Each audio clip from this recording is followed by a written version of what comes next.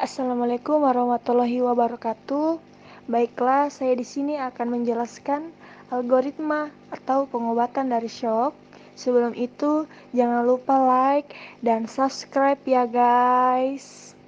Shock merupakan keadaan akut dari perfusi yang tidak adekuat pada organ kritis yang dapat mengakibatkan kematian jika terapi tidak maksimal, atau adanya kekurangan pasokan darah ke jaringan-jaringan perifer bisa ditandai dengan tekanan darah sistolik kurang dari 90 mm hidrogiri.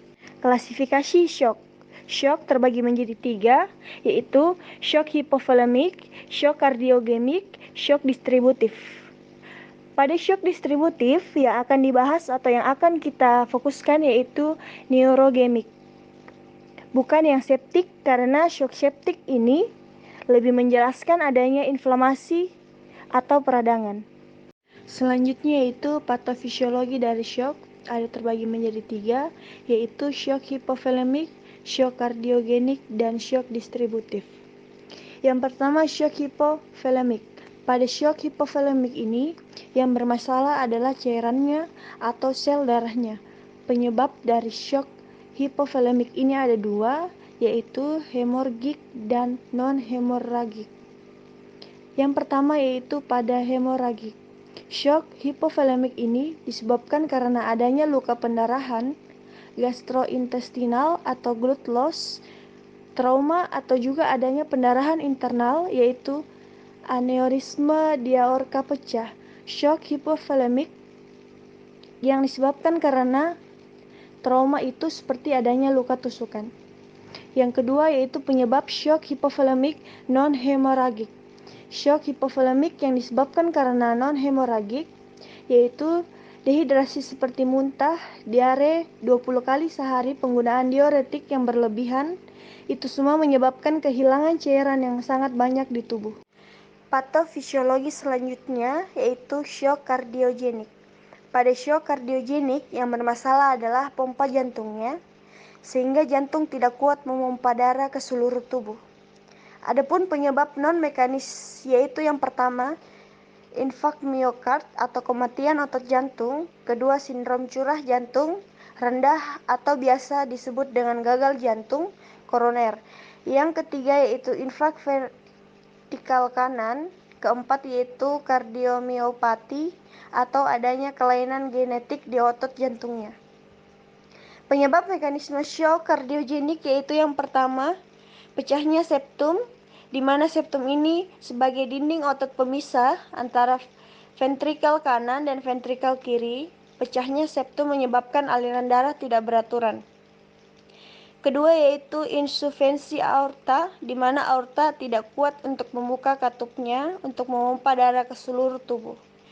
Ketiga yaitu pecahnya dinding kapiler, otot kapiler yang meregulasi buka tutupnya katup aorta. Yang keempat yaitu stenosis aorta krisis atau penyempitan. Yang kelima yaitu tamponade perikardial. Dan selanjutnya yaitu patofisiologi shock distributif. Pada shock distributif, utamanya shock neurogenik, yang bermasalah yaitu pembuluh darahnya dan pipanya pada syaraf. Pembuluh darah itu dilatasinya atau kontriksinya diatur oleh sistem persyarafan atau sistem sarosimpatif yang ada di bagian leher. Jadi, shock neurogenik ini merupakan komplikasi dari cedera tulang belakang sehingga pembuluh darahnya tidak terkontrol dan menyebabkan pipanya bocor. Tanda-tanda shock yaitu hipotensi, SBP, arteri atau tekanan darah sistolik kurang dari 90 mm hidrogini, atau jatuh dalam SBP yang lebih besar dari 40 mm hidrogiri, takikardia, takipnea, hipotermia, oliguria, urin berwarna kuning gelap, warna pucat sampai pucat, mungkin sianosis pada kasus yang parah, suhu kulit dingin sampai dingin, status mental kebingungan hingga koma, kateter arteri pulmonalis, pengukuran pengukuran, penurunan CO, penurunan CV, peningkatan CVR, PaOP rendah atau tekanan oklusi arteri pulmonalis. Adapun gejala dari shock yaitu haus, lemas, sakit kepala ringan. Objek atau tes laboratorium dari shock yaitu hipernatremia, peningkatan kreatinin serum, peningkatan nitrogen urea darah, penurunan hemoglobin atau hematokrit atau shock hipovolemik, hemoragik, hiperglikemia, penurunan serum laktat, dan penurunan pH arteri. Terapi farmakologinya yaitu ada norepinefrin, epinefrin, dopamin, dan vasopresin. Terapi non-farmakologi shock. Yang pertama yaitu mengontrol diet, yang kedua menghentikan penggunaan rokok dan alkohol, yang ketiga yaitu melakukan aktivitas fisik, yang keempat yaitu istirahat yang cukup. Algoritma dari shock hipovolemik. Nah, langkah pertama yang dilakukan itu perhatikan nomor 2, apabila pasien mengalami pingsan itu dilakukan bantuan pernafasan atau diberikan bantuan pernafasan.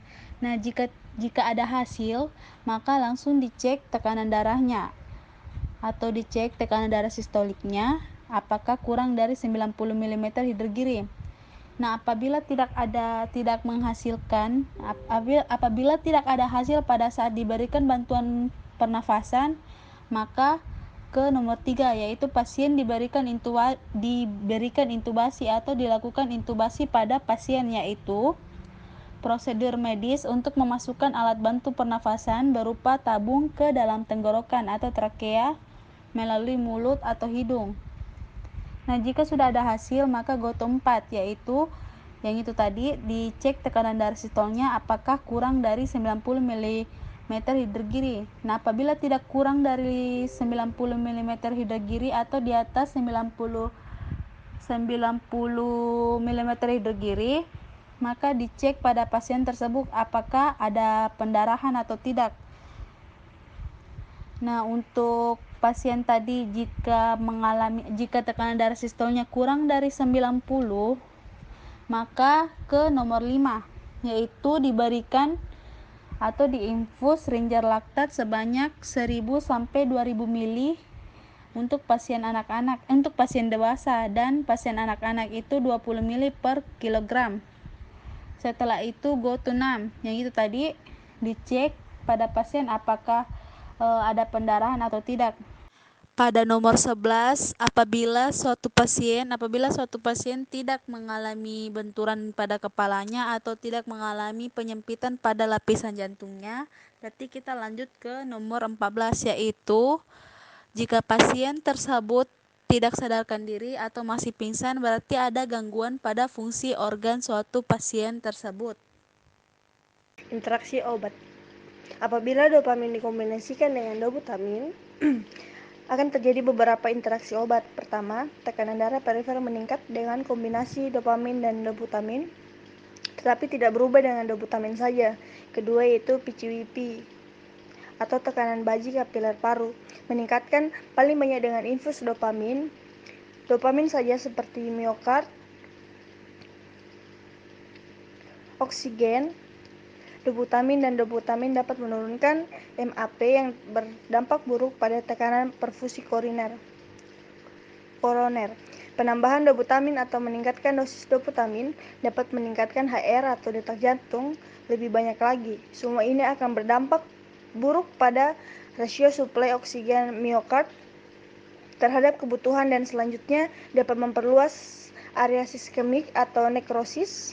Yang ketiga yaitu CVR atau resistensi vaskular sistemik secara signifikan lebih rendah dengan dobutamin saja dibandingkan dengan dua regimen lainnya. Kontraindikasi. Yang pertama yaitu dopamin. Dopamin menstimulasi reseptor dopaminergik terutama di lapisan pembuluh darah, splagnicus, ginjal, dan koroner.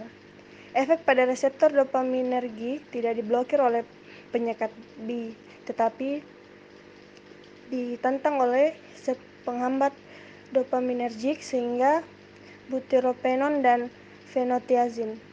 Peningkatan kinerja jantung yang dihasilkan oleh dopamin adalah melalui stimulasi langsung reseptor beta-1 adrenergik dan secara tidak langsung melalui pelepasan norepinefrin dari terminal syaraf. Peningkatan beta-1 adrenergik stimulasi reseptor meningkatkan CV atau efek nitropik, HR atau efek chronotropik, dan akibat detak jantung. Efek jantung ini dapat diblokir oleh beta blocker. Yang kedua yaitu dobutamin. Dobutamin menurunkan PCWP dan SVR dengan meningkatkan dosis, sedangkan dopamin dapat meningkatkan PCWP dan SVR dengan meningkatkan dosis. Yang ketiga yaitu epinefrin. Pada kisaran infus yang lebih rendah 0,1 sampai 0,1 mcg atau kilogram atau menit, epinefrin menstimulasi reseptor beta-1 adrenergik menyebabkan peningkatan HR dan kontraktilitas. Ketika dosis meningkat, lebih banyak stimulasi reseptor alfa-1 terjadi, mengakibatkan vasokontraksi dan peningkatan SVR yang sesuai. Jadi sekian penjelasan saya terkait algoritma dari shock. Kurang dan lebihnya mohon dimaafkan. Wassalamualaikum warahmatullahi wabarakatuh.